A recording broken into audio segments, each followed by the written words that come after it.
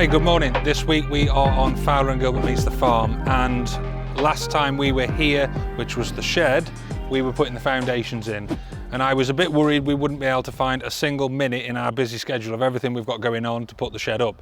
However, we did. We found a particular one number free day. So what we did is we got everybody in, and on that particular day we got the frame up. Now, I don't know when the next day is going to come as to when we can roof it, but at the moment I'm just taking each day that we get free as it comes. So what we did, we come in, we got the stuff delivered, so the yard aren't whinging at me anymore for not having delivery of the building, and we made a start. So we've put it up. I'll show you a few bits. What we did is we wanted the machinery store to tidy the yard and put all the kit away, which for the most part of the year will be used as a machinery store.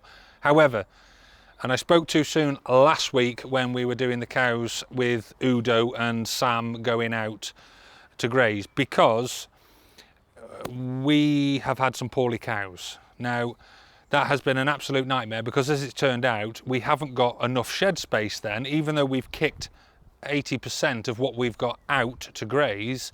The ones that have been poorly, we haven't had enough shed space to bring them back in and put them. So for anything like that, what would be quite nice is to have a bay of this shed as almost like a sick pen, or even the whole shed if we are struggling for room during the darker months of the winter, if we have a bad winter. Now, that's how we designed it. So there's a few things that we put on this that mainly suit a machinery store, but at the same time we can use as well if we need to house any cattle. One being cantilever. So cantilever, obviously we want this side of the building open so you can back all of your kit and your machinery in, but what we did is we put the cantilever on so that if we did put cattle in here, we can then put feed along the front, and that'll keep the feed dry.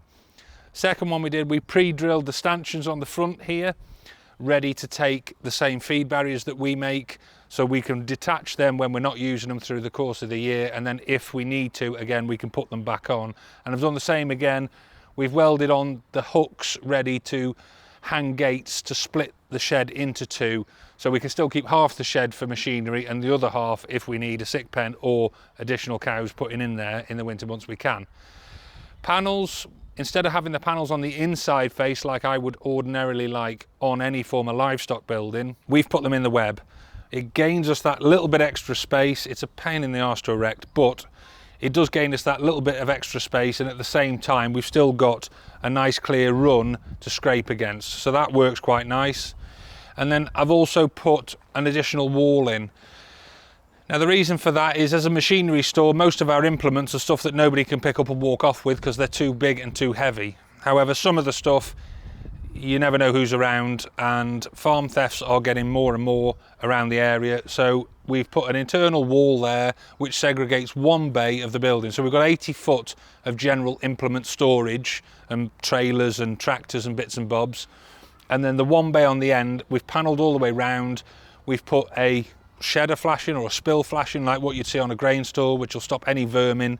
And then on that end we can then put a door, and we can have a little bit more safe or secure storage for anything like the quad bike, the mule, all the bits and bobs that are easily sort of carted off and taken away when you don't want them to be.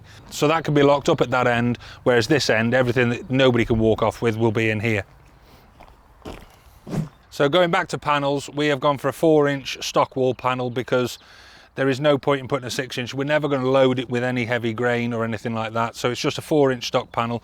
We put them in the web, and because I wanted them in the web flush to the inside of the building so that we've got that nice easy scrape through without having the nooks and crannies to clean the muck out of if we put cattle in, we need a slam angle in the back. So that's a piece of angle that bolts inside the web of the steel, and that sandwiches the panel basically to the inside. Security wise as well, it makes it better because you can't then get the panels out without removing the clamps, the brackets, the slam angles and all the nuts and bolts and everything that go with it. And even if you did, it still won't fall out the web. So that's why we did that. The other good thing about doing that is, for me, this part of the yard was now finished. So when we have finished this building, there's nothing more to go on and nothing more this side. So this bund that we've got here, haven't yet decided. I think it's going to go because I think I want it level field. We've put this drain running through here, which is the French drain, to stop any of the water coming down off the field and to the building. And this can then be all landscaped back to field, fenced up nicely, and it's finished. but it's the first thing when you come through the gate and you're coming down to the farm that you will see. So I quite fancy, and I've built all the buildings here the same way, so that at some point when we've got some spare cash, we can look at brick facing this. And that's what I want to do. So when we come to do it, I'm going to pour the concrete floor and I'm going to set the shutter in rather than on the outside of the stanchions as I would ordinarily do. I'm going to move that shutter line out to suit a brick wall. This is the bottom sheeting rail here. So the cladding will come down and we've got a drip sill then the cladding will sit on top of, and that drip sill is designed to sit on top of the wall. Now looking at the other building, this is the same principle again. So we projected the rails out from the steel, the drip sill then sits on that and the cladding sits above, and we've cast the concrete slab out further which will act as our footing, and that then will be brick faced, and the brick, albeit for the brickies, is going to be a bit of a nightmare putting the top course of brick on. They will have to brick and sit the brick just on the underside of here. So that will then be brick faced across here and down the side. That one will be the full 3 sides that we're going to brick face as in the new building, and that's going to look well smart. Okay, so building itself has gone in there really nice. Like I say, we're going to brick face round there. Cladding will come down to it. Personnel door will be on that far side, so it's not, because we've only got one bay, I want the roller shutter the entire width of the bay to give us the most amount of space that if we do need to fit anything in there, we can fit side by side without clashing with the personnel door. So we put the personnel door in the end of the building, so that won't interfere with anything. And that sort of suits as well the site levels that we've got, because the road in is behind you. This is then going to be the car parking area for any visitors, as we've discussed in the past.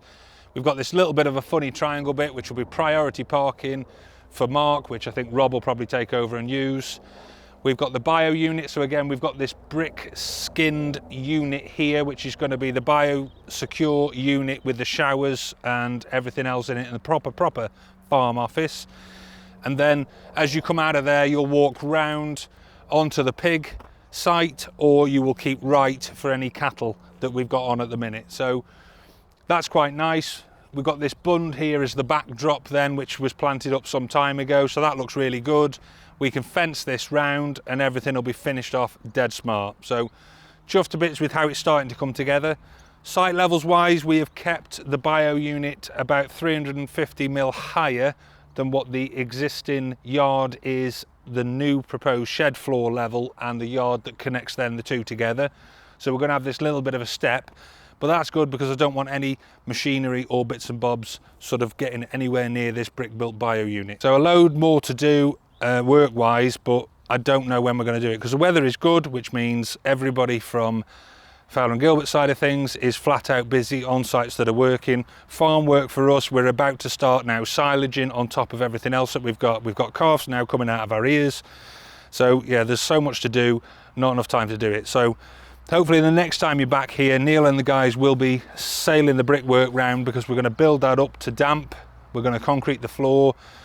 Wayne has since told me after watching the last video that there is a possibility that we're going to end up putting underfloor heating in this, which is the one thing I didn't think we were going to do, but he said he wants to do that. So at the minute we're arguing, I'll probably win and we'll put underfloor heating in, then obviously we will construct that. So loads going on. If you like what you've seen though, hit subscribe, ring the bell, and we will leave you next time after you've had a massive montage of loads of calves being born, the shed going up, and loads going on the farm. Boom.